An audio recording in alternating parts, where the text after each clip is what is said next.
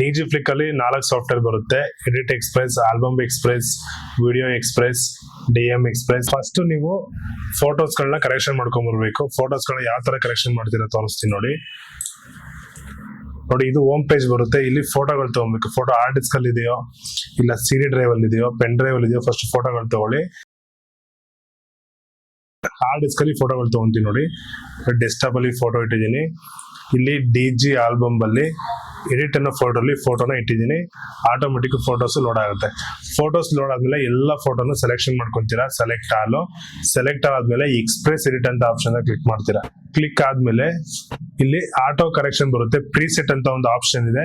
Preset ಅಲ್ಲಿ ನೀವು group photo ಒಂದು ಪ್ರೀಸೆಟ್ ಇದೆ. ಮತ್ತೆ ಸಿಂಗಲ್ ಫೋಟೋಸ್ಗೆ ಬ್ಯೂಟಿಫೈ ವೈಟನಿಂಗ್, ಮತ್ತೆ ಔಟರ್ ಫೋಟೋಸ್ಗೆ ಔಟರ್ ಫೋಟೋ, ನೈಟ್ ಫೋಟೋಗೆ ನೈಟ್ ಫೋಟೋ. ಆ ನೈಟ್ ಫೋಟೋಗೆ ಪ್ರೀಸೆಟ್ ಕ್ಲಿಕ್ ಮಾಡಿದ್ರೆ ಫೋಟೋಸ್ ಆಟೋಮೆಟಿಕ್ ಕರೆಕ್ಷನ್ ಆಗುತ್ತೆ ನೋಡಿ. ಗ್ರೂಪ್ ಫೋಟೋ ಕ್ಲಿಕ್ ಮಾಡ್ತೀನಿ. ಫೋಟೋ ಆಟೋಮೆಟಿಕ್ ಕರೆಕ್ಷನ್ ಆಯ್ತು. ಈ ತರ ಒಂದ್ ಫೋಟೋ ಕರೆಕ್ಷನ್ ಮಾಡಿ apply setting to all image ಕೊಟ್ರೆ ಎಲ್ಲಾ ಇಮೇಜ್ ಅಪ್ಲೈ ಆಗುತ್ತೆ. ಒಂದೇ ಸಲ ಫೈನಲ್ ಆಗಿ ಸೇವ್ ಮಾಡ್ತಾ ಹೋಗ್ಬೋದು. ಮತ್ತೆ ಇದರಲ್ಲಿ ಸಿಂಗಲ್ ಫೋಟೋ ಇದೆ. ಸಿಂಗಲ್ ಕ್ಲೋಸ್ ಅಪ್ ಫೋಟೋಗಳು ಯಾವ ತರ ಕರೆಕ್ಷನ್ ಮಾಡೋದು ತೋರಿಸ್ತೀನಿ ನೋಡಿ. ಇದು ಸಿಂಗಲ್ ಫೋಟೋ. ಇದನ್ನ ಕರೆಕ್ಷನ್ ಮಾಡ್ಬೇಕು ಅಂದ್ರೆ ಅದಕ್ಕೆ ಬ್ಯೂಟಿಫೈ ಆಪ್ಷನ್ ಬರುತ್ತೆ. ಬ್ಯೂಟಿಫೈ ಆಪ್ಷನ್ ಕ್ಲಿಕ್ ಮಾಡಿದ್ರೆ ಫೋಟೋ ಕರೆಕ್ಷನ್ ಆಗುತ್ತೆ. ಜಸ್ಟ್ ಒಂದ್ ಕ್ಲಿಕ್ ಫೋಟೋ ಕರೆಕ್ಷನ್ ಆಗುತ್ತೆ. ಇನ್ನ ಕರೆಕ್ಷನ್ ಬೇಕು ಅಂದ್ರೆ ಬ್ಯೂಟಿಫೈ ವೈಟನಿಂಗ್, ಇದು ಸ್ಕಿನ್ ಅಪ್ಲೈ ಆಗುತ್ತೆ.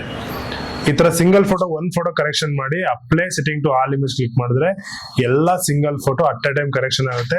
ಫೈನಲ್ ಆಗಿ ಸೇವ್ ಮಾಡ್ತಾ ಹೋಗ್ಬೋದು. ಇಷ್ಟು ಕರೆಕ್ಷನ್. ಮತ್ತೆ ಇದರಲ್ಲಿ outer photo, over expose photos ಗಳಿತ್ತು ಅಂದ್ರೆ ಈಸಿಯಾಗಿ ಕರೆಕ್ಷನ್ ಮಾಡ್ತಾ ಹೋಗ್ಬೋದು ನೋಡಿ. ಈ ಫೋಟೋ ತಗೊಂಡಿದ್ದೀನಿ. ಇದು ಓವರ್ ಎಕ್ಸ್ಪೋಸ್ ಫೋಟೋ.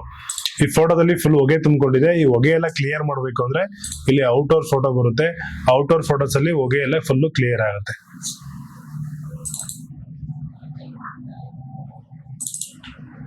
ಜಸ್ಟ್ ಒಂದು ಕ್ಲಿಕ್ ಅಲ್ಲಿ ಹೊಗೆ ಎಲ್ಲ ಕ್ಲಿಯರ್ ಆಗುತ್ತೆ. ಬಿಫೋರ್ ಈ ತರ ಇತ್ತು, ಆಫ್ಟರ್ ನೋಡಿ ಈ ತರ ಆಗಿದೆ.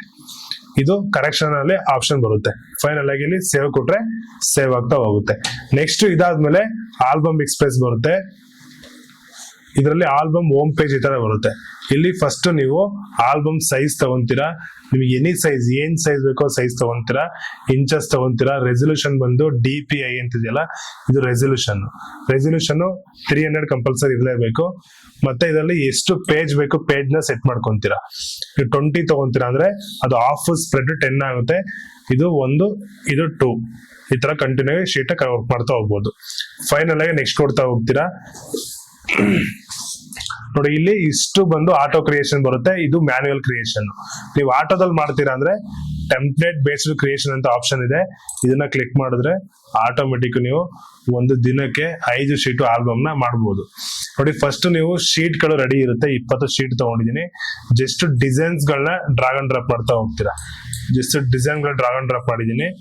ನಿಮ್ಗೆ ಯಾವ ಡಿಸೈನ್ ಚೂಸ್ ಮಾಡ್ಕೊಂಡು ಡ್ರಾಗ್ ಅಂಡ್ ಡ್ರಾಪ್ ಮಾಡ್ತೀರಾ.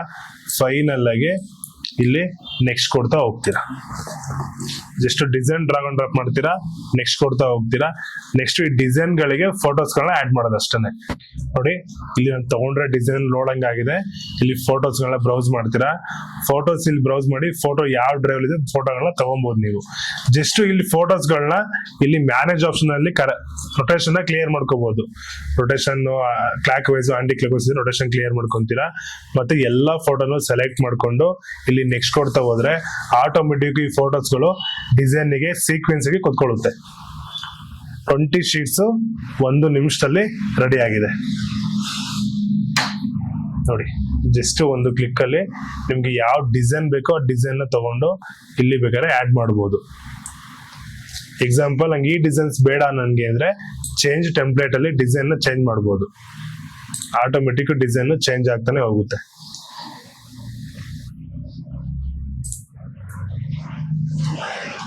ಫೈನಲ್ ಆಗಿ ನೀವು ಇಲ್ಲಿ ಸೇವ್ ಮಾಡಿ ಎಕ್ಸ್ಪೋರ್ಟ್ ಮಾಡಬಹುದು.